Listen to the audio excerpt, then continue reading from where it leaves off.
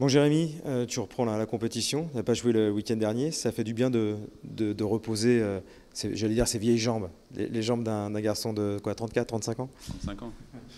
Non, ça fait plaisir. Je pense que le coach m'a géré. Voilà, je pense que dans une gestion, plus on avance dans l'âge, pardon, et plus on a besoin de récupérer. Donc le coach a fait le choix de me faire récupérer. Et aujourd'hui, je suis à 100% enfin, j'étais à 100%, mais voilà, je pense que le corps a besoin de récupérer, surtout dans des périodes comme ça.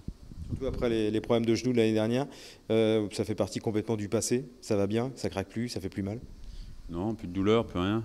Voilà, je pense que j'en ai parlé avec le doc cette semaine.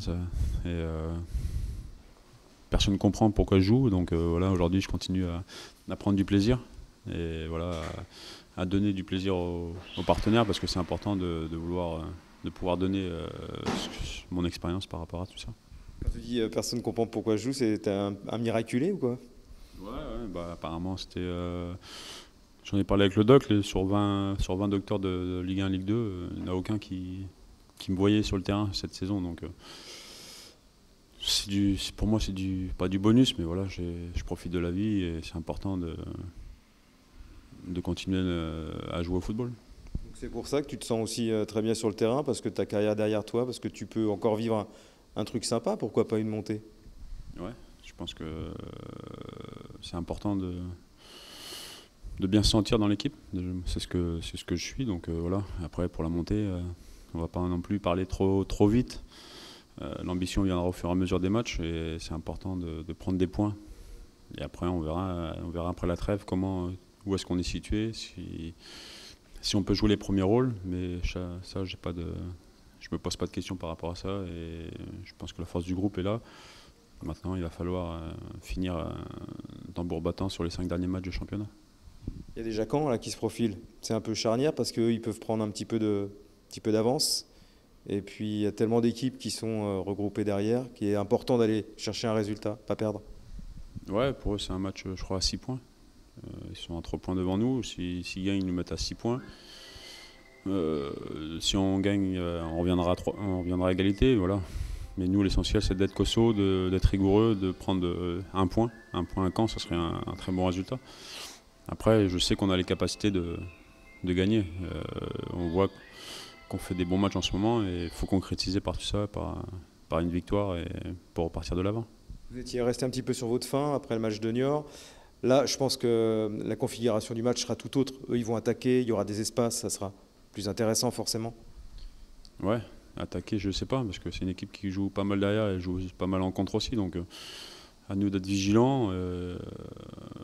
Est-ce qu'elle joue à 3 derrière, à 5, à 4, on s'en fout. Je pense qu'à nous d'être efficace comme on a été défensivement contre Niort, plus opportuniste à l'avant, voilà, tenter des choses comme Yori qu'il a fait en début de saison. Je pense que ça, aujourd'hui, on a pu à calculer, on a pu à réfléchir. Comme je dit tout à l'heure, je joue, c'est un miracle, donc il faut profiter de la vie, il faut profiter de ces matchs où on n'a rien à perdre. Je pense que voilà, tout le monde donne gagnant Caen. On a 0 point demain en partant, cet après-midi en partant dans le quart. Faut qu'on soit, voilà, qu'on est sur des morts de faim et qu'on gagne ce match, qu'on essaye de prendre ce match par le bon bout et ramener au moins un point et pourquoi pas les 3 points. Pour revenir sur la Coupe de France, tu n'as pas joué, tes coéquipiers ont eu des difficultés. Il faut se servir de ce match-là où c'est un contexte tellement différent. Voilà, il faut l'oublier, passer à autre chose. C'était pas le vrai SCO. Non, c'est pas le vrai score. On sait qu'en coupe, forcément les petites équipes se transcendent, mais voilà. Comme je l'ai déjà dit à un confrère, quand je suis allé en finale avec Sedan contre Auxerre, premier tour, on va au pénalty contre Dieppe. Donc voilà, des parcours comme ça. J'en ai vécu avec Le Havre, on a perdu contre je crois une DH ou une DHR, Blénaud, au premier tour. Voilà, ça fait partie du football. C'est la magie de la Coupe de France.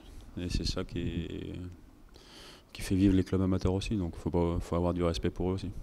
On va tirer de conclusion sur ce match-là. C'est une autre équipe angevine qu'on va retrouver sur le terrain, avec un groupe toujours motivé, même si vous marquez un tout petit peu le pas. Pourquoi? C'est parce qu'il y a un problème, comme tu disais tout à l'heure, il y a moins d'insouciance peut-être, on calcule un peu plus, les attaquants sont moins en réussite.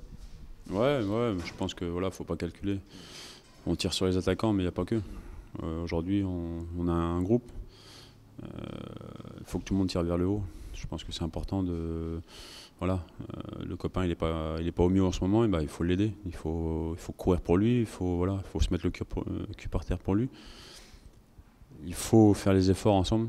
Et je pense qu'aujourd'hui, peut-être qu'on en fait un peu moins aussi par rapport à la fatigue.